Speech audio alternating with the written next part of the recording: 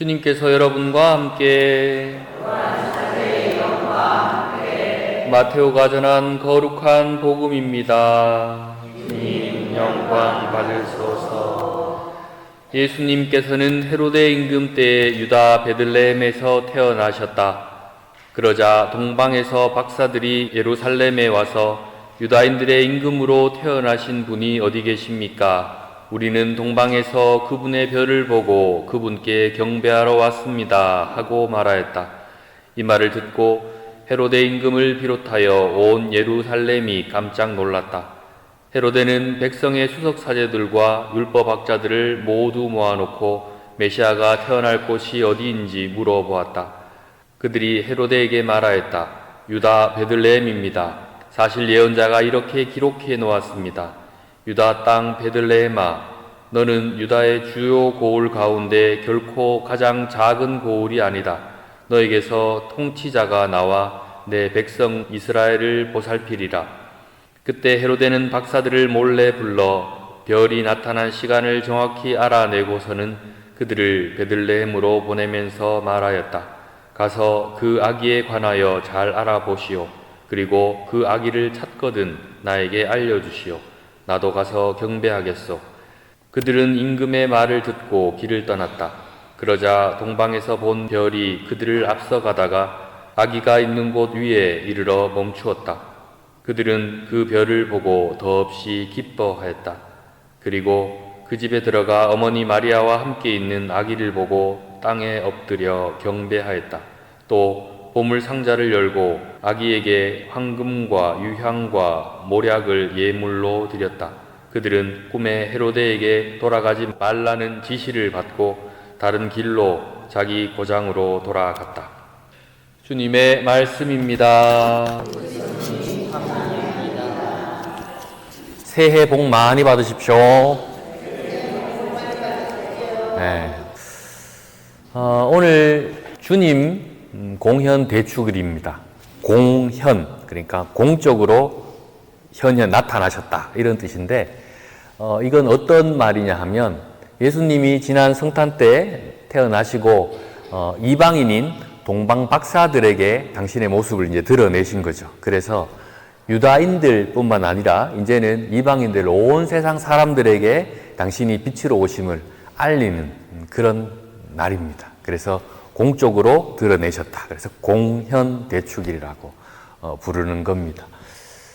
유다인들은 유대교라는 그 안에서 하느님을 자기 소유로만 만들어버렸습니다.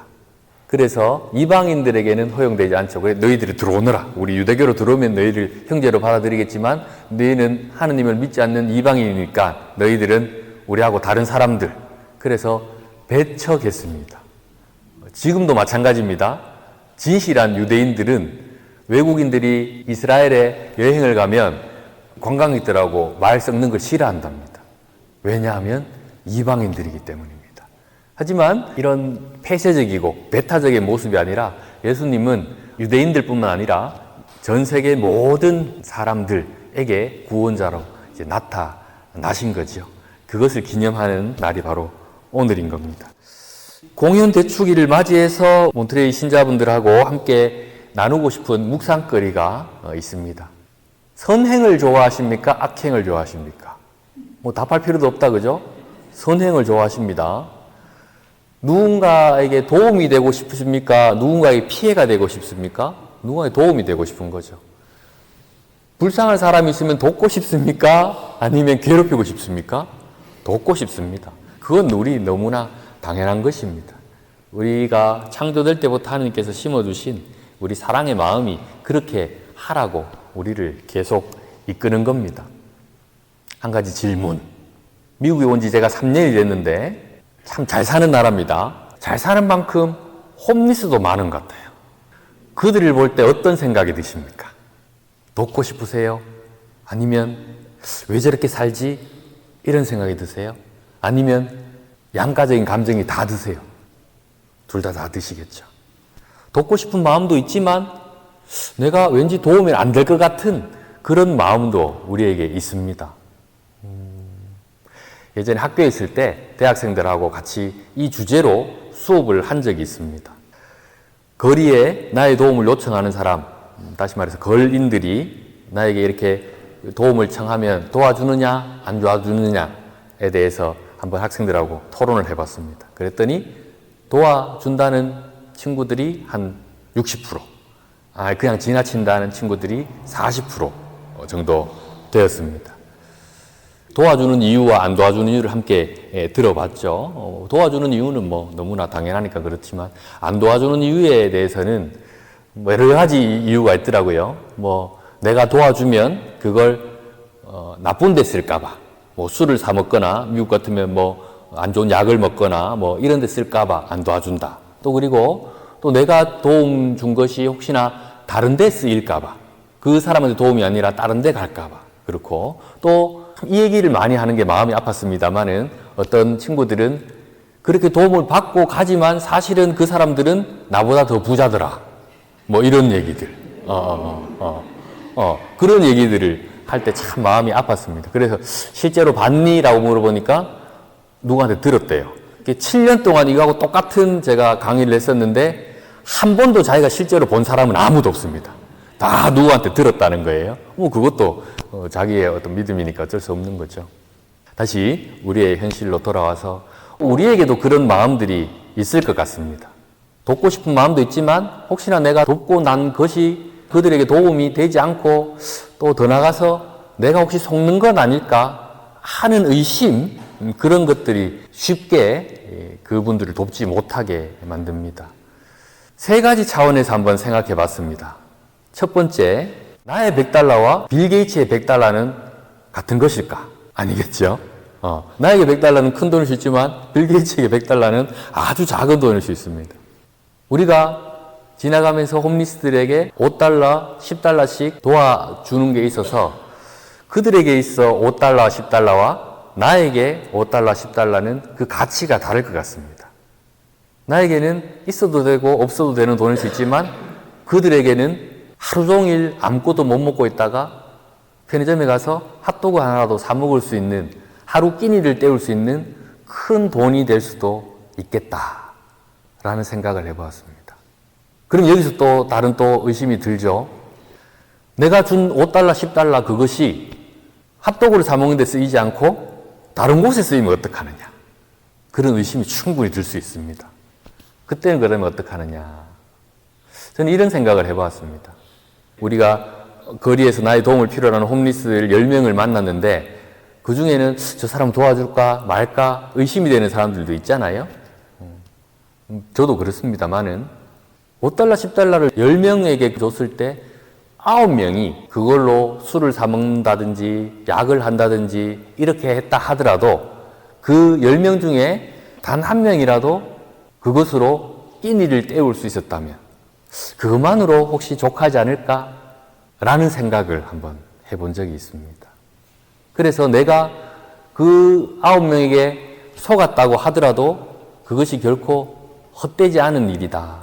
왜냐하면 나는 거리에서 배고픔에 굶주리고 있는 그 한 명을 구했기 때문이다. 표현이 그렇습니다만 도움을 줄 수 있기 때문이죠. 어떻게 보면 그 사람을 구했는지도 모르죠. 그 다음날 그 배고픔이 어떻게 될지 우리는 알 수 없으니까 말입니다. 세 번째 제 생각은 이러합니다. 아주 건장하고 어디 가서 일을 하면 충분히 먹고 살만한 친구인데 그냥 거리에서 누군가에 구걸하고 있는 사람들을 보면 한심한 생각이 들 때가 있습니다. 왜 그렇게 하냐고. 가서 다른 사람처럼 일을 하면 되는데 왜 일을 안 하냐고. 그런 생각이 들 때도 있습니다. 맞습니다. 저 역시 그런 생각이 들 때도 있습니다만은 저는 한편으로 이런 생각을 해볼 때도 있습니다. 저 사람은 저런 삶을 살고 싶을까라는 생각입니다. 우리가 모두 다 같은 성장 과정을 거치진 않았습니다.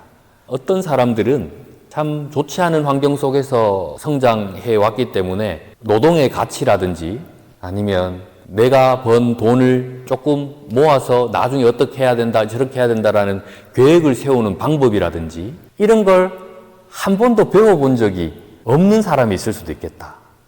자기 성장하는 과정 속에서 자기 주변에 항상 술을 먹고 취해 있고 약을 먹고 취해 있고 하는 사람들 속에서 항상 매를 맞고 이렇게 성장해온 사람들에게 왜 너는 성실하지 않니? 너는 왜 그렇게 일을 하지 않고 그렇게 하니? 라고 묻는 것도 좀 가혹한 일이 아닌가 라는 생각을 해봤습니다. 물론 그런 과정 속에서 자랐다고 모두 그런 행동을 하진 않습니다만은 그래도 우리가 그 사람들을 바라볼 때 너무 가혹하게는 안 봤으면 좋겠다. 왜냐하면 그 밑바닥에 깔려있는 그들의 삶의 그 과정들을 우리가 다 알 수 없기 때문입니다. 저는 이 세 가지의 이유로 우리의 도움을 필요로 하는 거리에 있는 그 분들에게 조금 더 너그러워질 수 있지 않을까라는 생각을 해봅니다. 주님 공연 대축일 날 왜 이런 얘기를 드리느냐 하면 이런 겁니다. 유대인들 얘기를 드렸죠. 아주 폐쇄적으로 유대교 안에 있는 하느님만을 생각했습니다. 하지만 오늘 주님 공연 대축일 날 예수님께서는 세상 만방에 당신이 구원자이심을, 세상의 빛으로 오셨음을 알리셨습니다. 흡사 우리 지금 교회의 모습도 그럴 수 있겠다라는 생각 때문입니다. 예수님 오시고 성탄 때 즐거워하고 새해 인사 나누고 반갑다고 인사하고 우리 안에서 기뻐하고 또 바깥에 나가면 그냥 내 가족, 내 친구 이런 사람들만 그냥 위하고 또 다시 성당에 와서는 하나님 감사합니다 하고 가슴 뜨겁게 기도하고 그것과 우리가 처음에 봤던 폐쇄적이고 배타적인 유대인들의 모습과 뭐가 다른가 라는 묵상을 해보게 되었습니다. 그래서 하나 제안 드립니다. 올 한 해 우리 안에서만 신앙의 기쁨과 또 복음의 기쁨을 느끼지 말고 우리가 거리로 좀 나가면 어떻겠는가 라는 제안을 한번 드려봅니다.